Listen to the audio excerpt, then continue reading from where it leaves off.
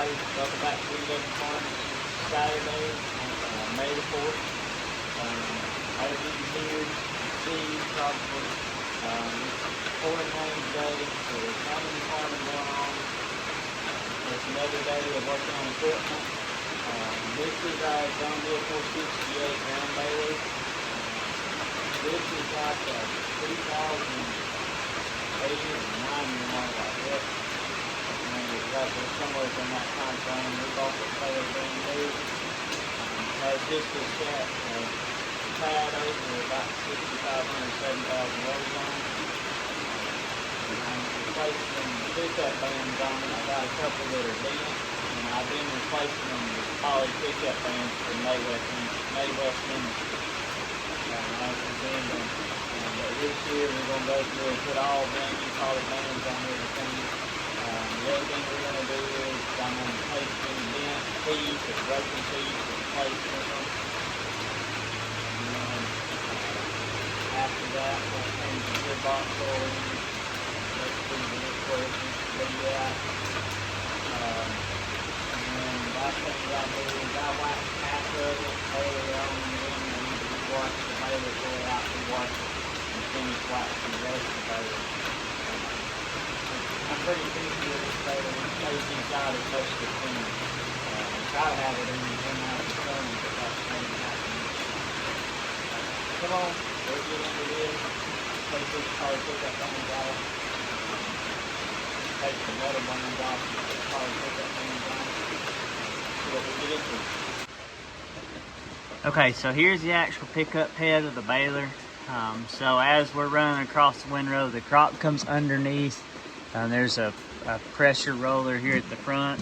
Comes up, the teeth pick it up and bring it across the top of the actual pickup guards, and then throw it on back into the rotor there where it tosses it up into the actual bell chamber.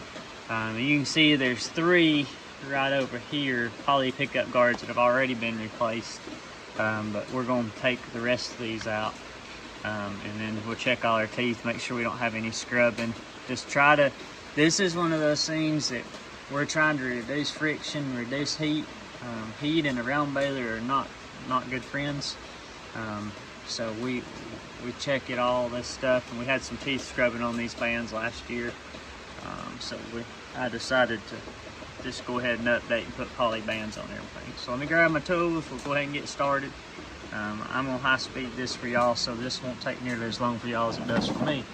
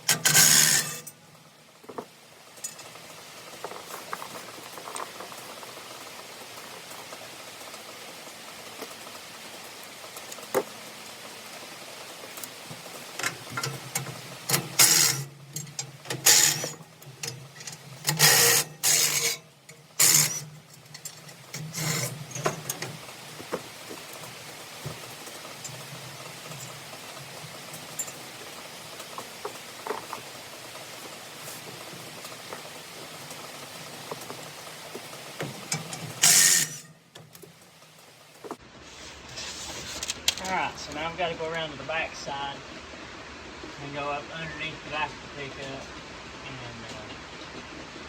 loosen or remove the bottom bolts out of it, and then the pickup guards will come off and stick the new ones on board. So if you look right here, you'll see the bottom head of the retainers for the pickup guards. So I'm gonna raise, actually what I'm gonna do is I'm gonna pick the header up in what would be the transport mode, and get a little extra space to lay underneath there, and then I'll take them all off in that way.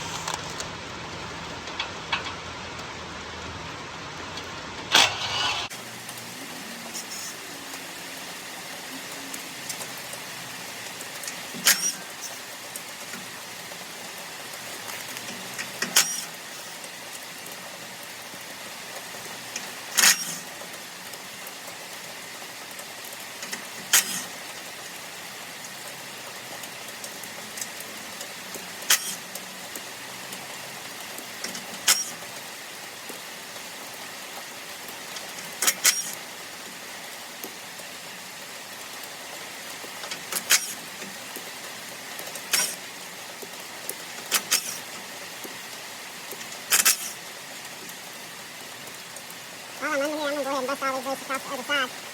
Oh yeah, that's underneath here for a few minutes.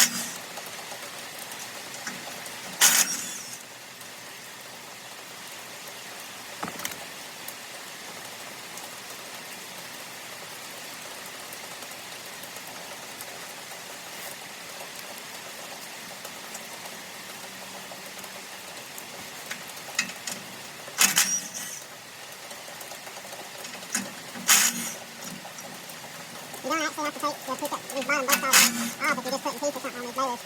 But because we're changing the pickup guards and the poly bands are sticky, they come with new hardware, so you have to take the bolts and things all the way off of them.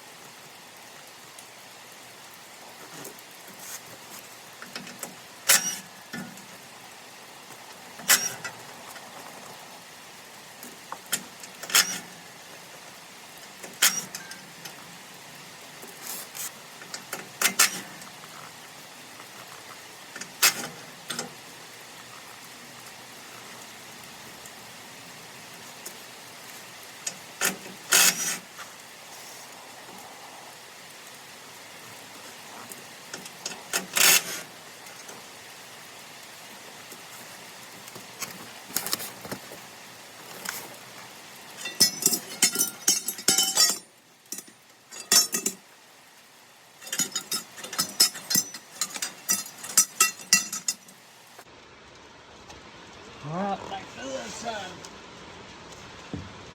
Okay, so you can see now, you can see the pickup head without any, some people call them stripper bars, but we call them pickup guards.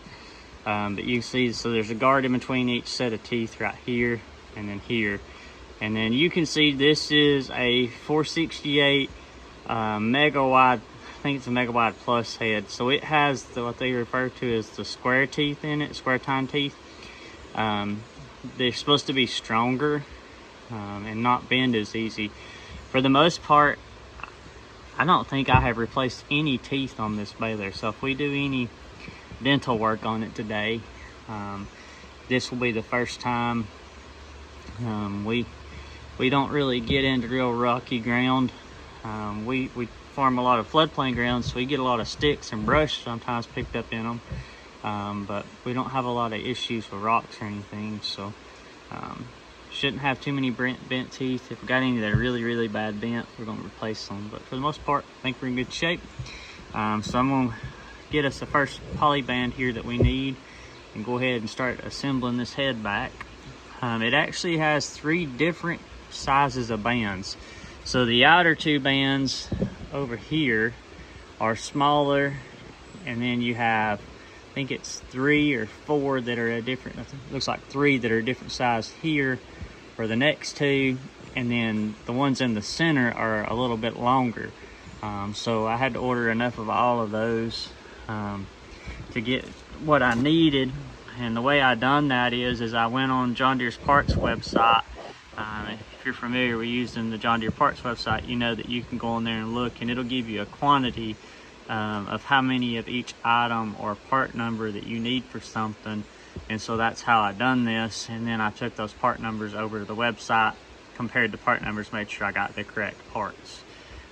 So enough rambling, let's get to putting this bad boy back together.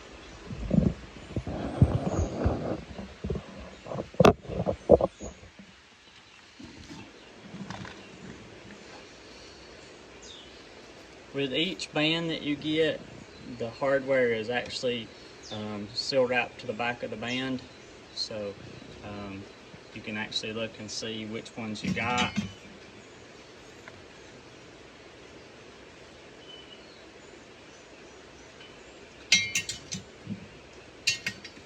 And then that's the good thing too, is you get all new bolts and hardware for them.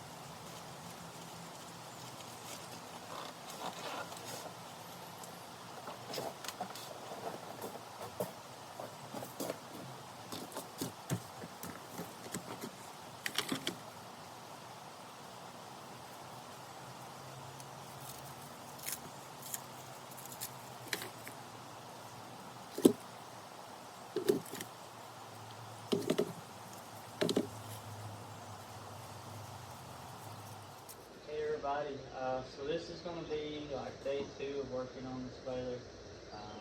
I got all the pickup guards changed, got the video shot for that, and my phone, the storage was full on it, so had to delete some stuff off, so maybe we got enough to do what we're going to do today.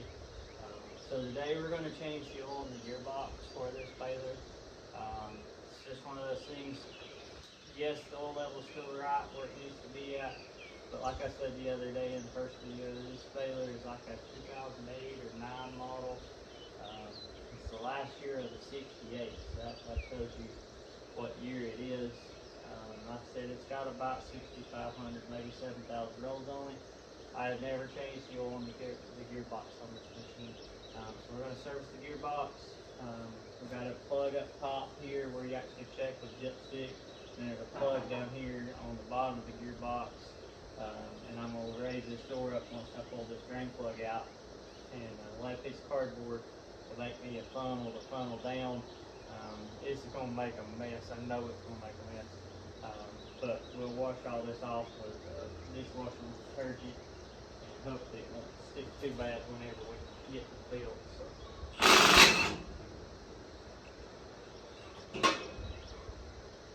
You can see the color of this oil.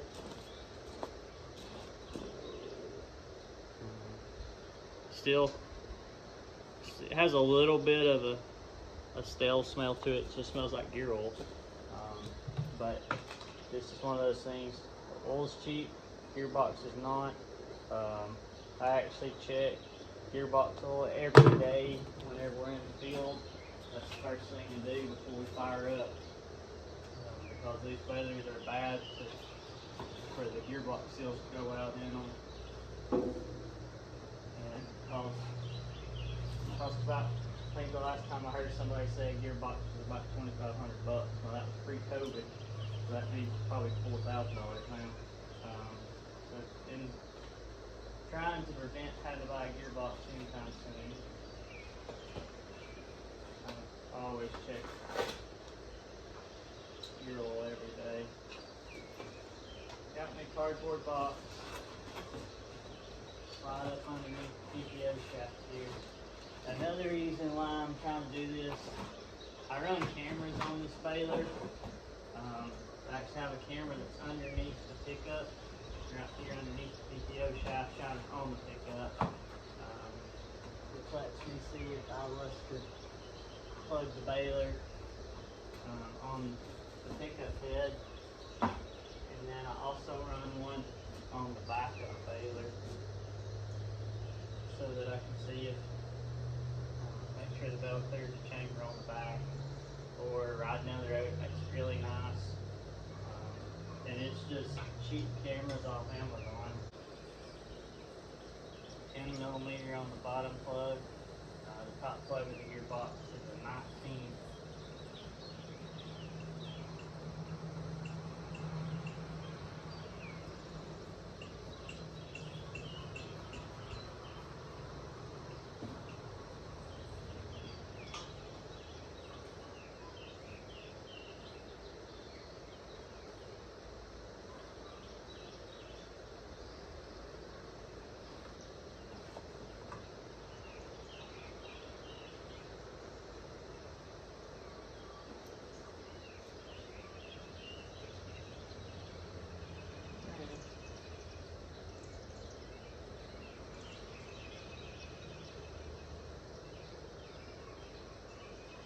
Doesn't look all glittery and shiny, so that's a good sign.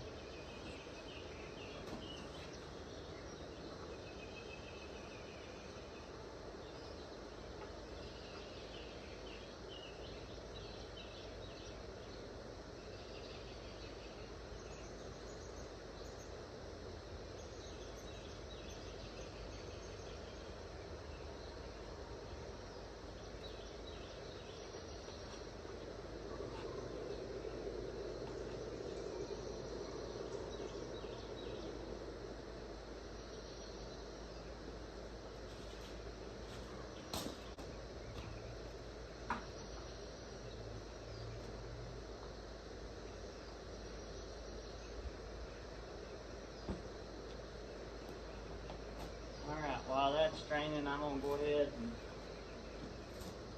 run around the baler with a grease gun. Makes it a lot easier to grease all the drive shaft stuff when there's no tractor.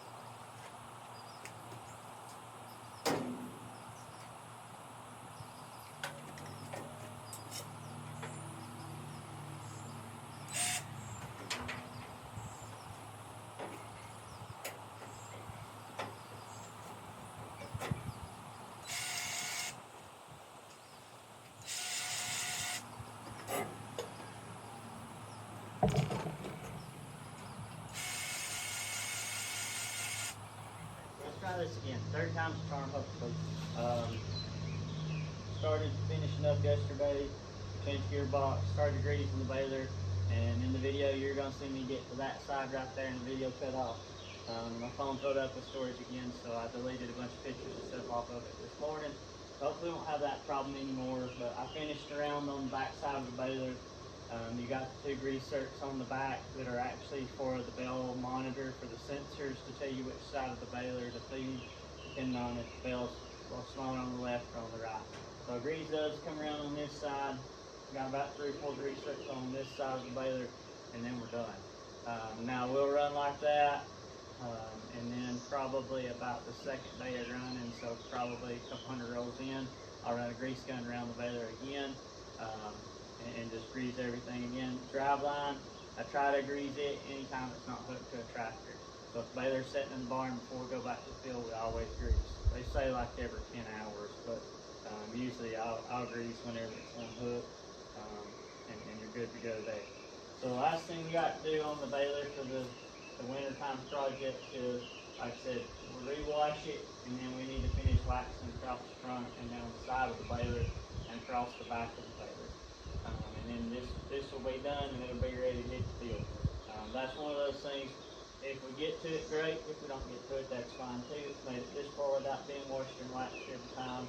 So it'll continue on. Then we got to put twine in, but I won't put twine in until we get in the field, just in case it draws moisture or rats get in it, makes a big mess. Just don't store twine in the baler. I'll take you off the mount here and show you where we initially started out of all the new pickup bands being finished underneath there. And then we'll go ahead and I'll show you that here after I pick the phone up off the mount. And that'll kind of be our closing shot there across the new pickup bands. And we'll go from there. I wound up not having to change any piece on the pickup. We left everything like it was. Everything looked to be okay there. So thanks for watching E&W Farms, and we'll catch you in the next one.